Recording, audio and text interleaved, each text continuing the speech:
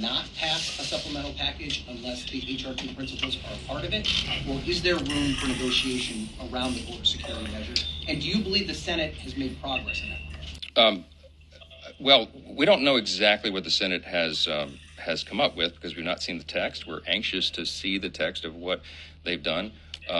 There's a lot of, I think, thoughtful and deliberate discussion and debate that's gone into this. It's a complex issue.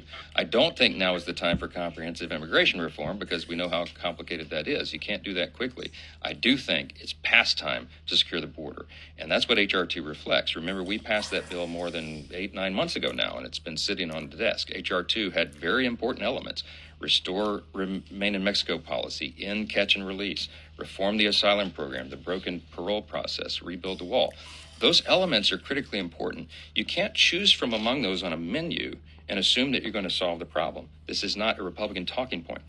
2-3 weeks ago, I took 64 House Republicans down to the border. As you know, we went to Eagle Pass, the epicenter. We talked to the people on the ground. We talked to Border Patrol. We talked to the sheriffs of the counties on the border.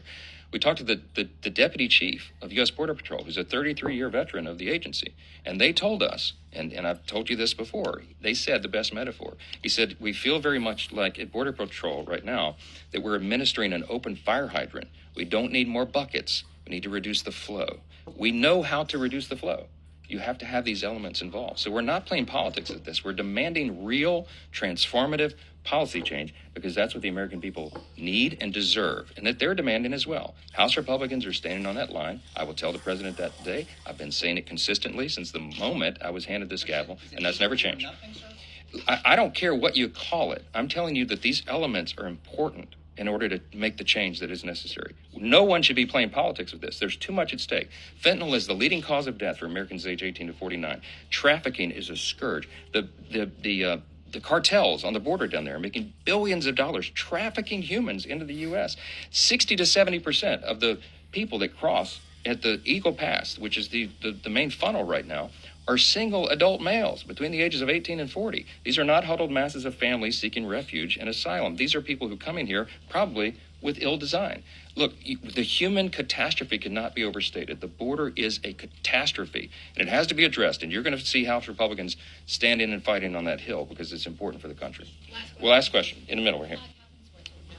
Follow up on the meeting with Biden. I'm wondering specifically expectations and what you're planning to tell him when it comes to funding for Ukraine. Well, I'm going to tell him the same thing I've been saying from the beginning. With regard to Ukraine, we have requested publicly, privately, in every forum, answers to the critical questions. What is the end game and the strategy in Ukraine? How will we have accountability for the funds?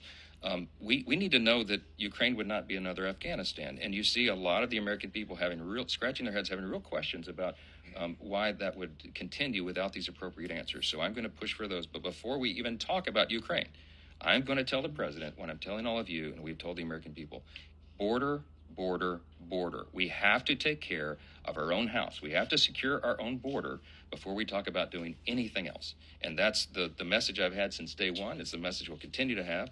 And I think that's the message the American people want us to deliver. I told that to the president myself on the telephone. We had a 30-minute phone call, I think Thursday of last week. And I look forward to seeing him in person again to deliver it personally. Thank you all for the time this morning. Appreciate it.